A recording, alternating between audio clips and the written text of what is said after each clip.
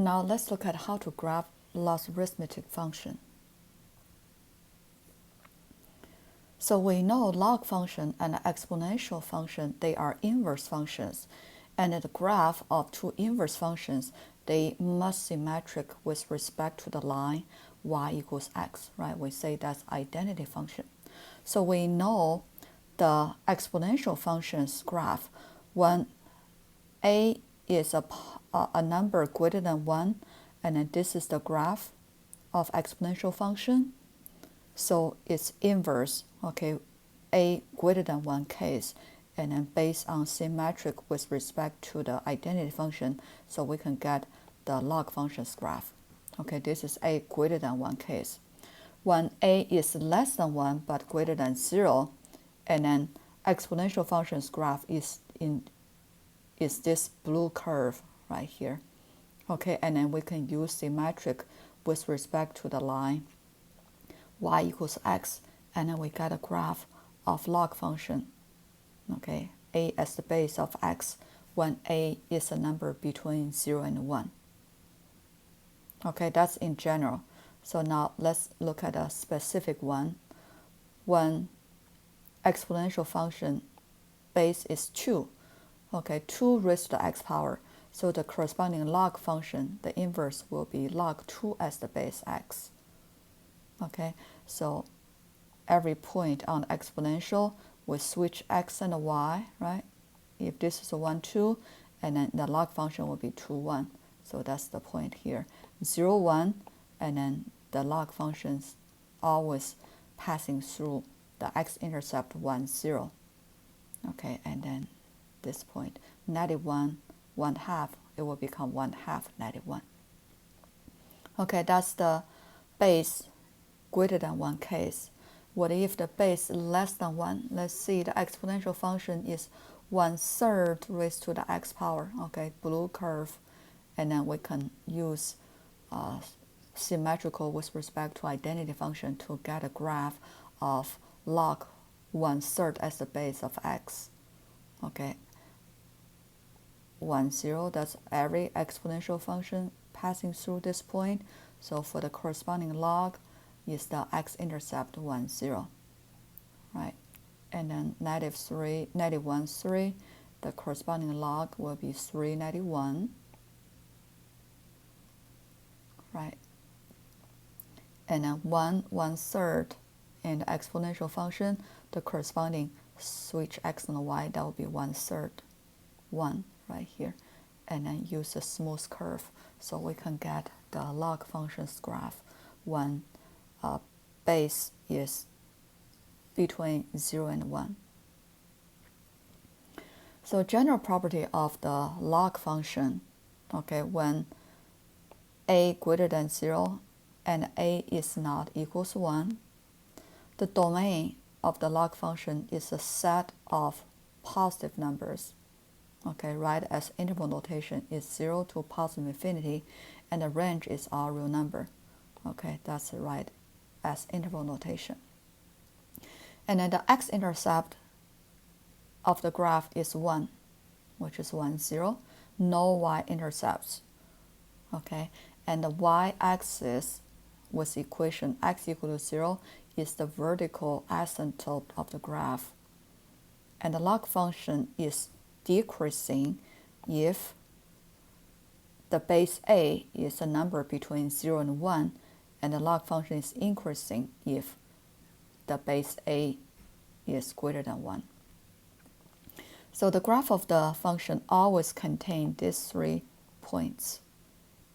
Okay, that's corresponding to exponential function. It always passing through the 3 points, just x and y switched. Okay, and the graph smooth, continuous, no corner, no gap. That's the general property of log function. So now let's introduce a special log. We have total 2 special log.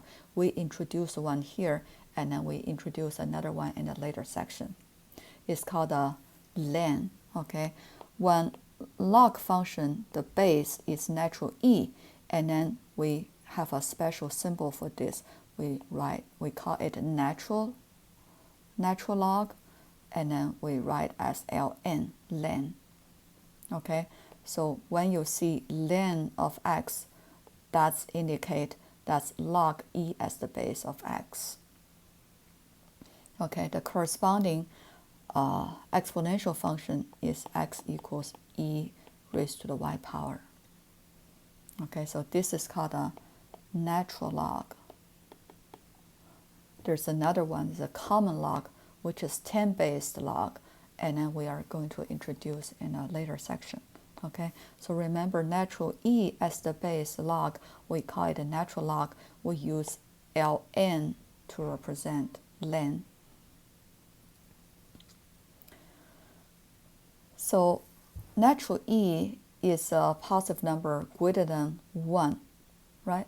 So that's why we can just, in general, what is the log len of x? What does the graph look like?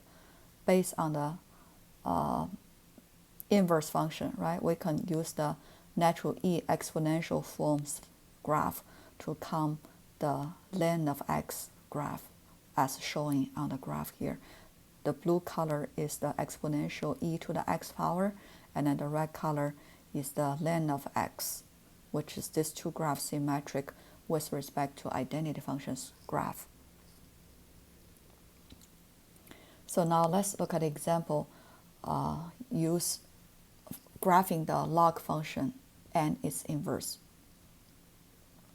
So there are 6 sub-questions here. Okay, first, find the domain of the log function. F of x equals negative len of x minus 2. So find the domain of the log function, right? Len, that's the log e as the base, right? So find the domain is still the same way. Domain is a set of positive number, so that indicates x minus 2 need to be greater than 0, right? So we can solve x greater than positive 2. If you want to write as a interval notation, that's 2 to the positive infinity. Okay, that's the answer for A. Domain of this function is x greater than 2. And then if we want to graph this function, we can get a graph, okay, sketch of the graph from transformation. Okay. This is a 1. This is the original len of x.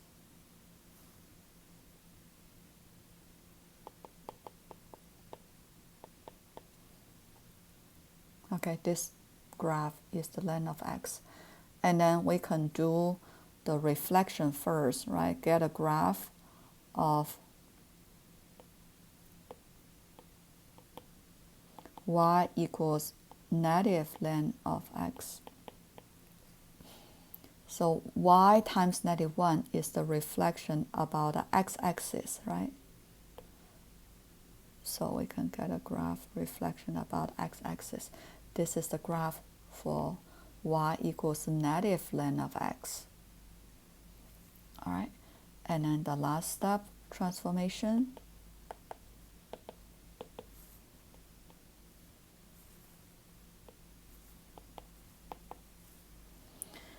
Is horizontally shift this graph to the right hand side too, right? We get a graph y equals negative len of x minus 2. So replace x by x minus 2. So the graph is shifting to the right hand side 2 units, right? So this is a 1, and then 1, 2, this is a 2, 3. Shifting to right hand side 2. So now this is the new y-axis, right? So this line equation is x equals 2. Okay, that's the new vertical asymptote, and then the graph should passing through the 0, 3 points. That's x-intercepts, so it should look like that. Okay, that's the graph for function y equals negative len of x minus 2. So we got a part B done. Part C, from the graph determine the range and the vertical asymptote. So we can see very clear the vertical asymptote is x equals 2. Okay, that's the vertical asymptote. And then the range is still all real numbers.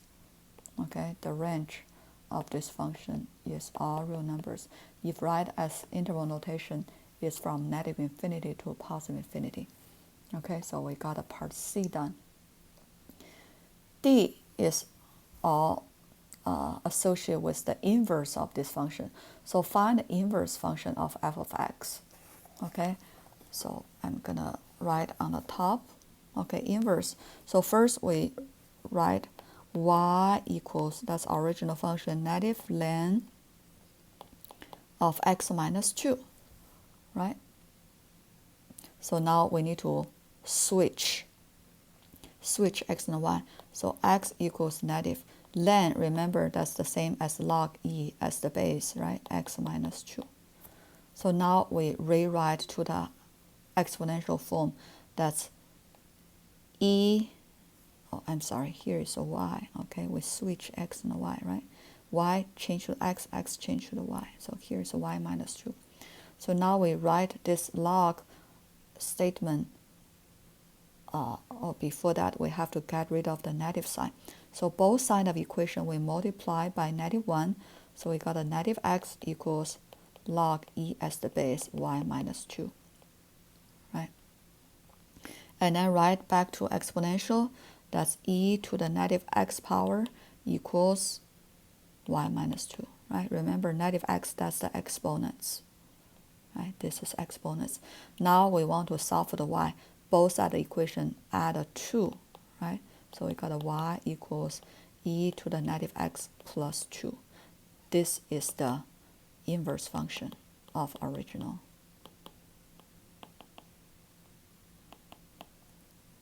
Okay, this is the inverse function. All right, so we got a part D done. Part E, find the domain and the range. So remember, that's the inverse function. So domain is original function's range. Range is original function's domain. Okay, so for the inverse function's domain, that's original function's range, right? Which is from negative infinity to positive infinity. And then the inverse function's range is original function's domain. Which one? Where is the domain? Oh, here, right? Right here. Here's the domain, right? Right here. Here is the domain. So that's 2 to positive infinity. All right, so we done the E. And then graph the inverse function. So earlier we got this graph, right? We just need to do the, find the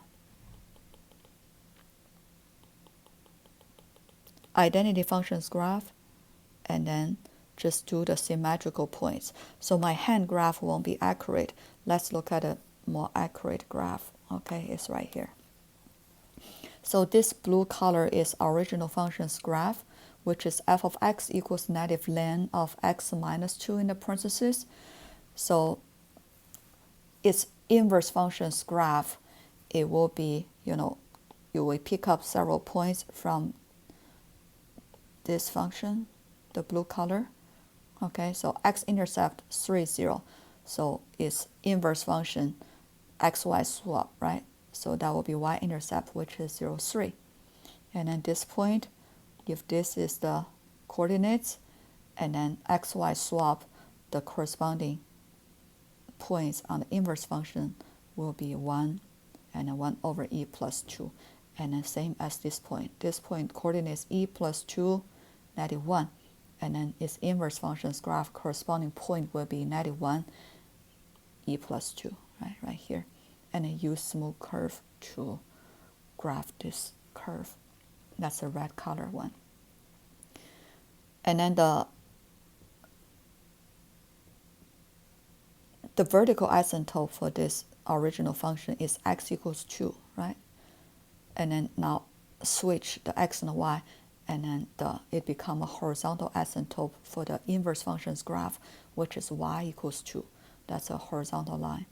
Okay, so that's how we get a red color graph.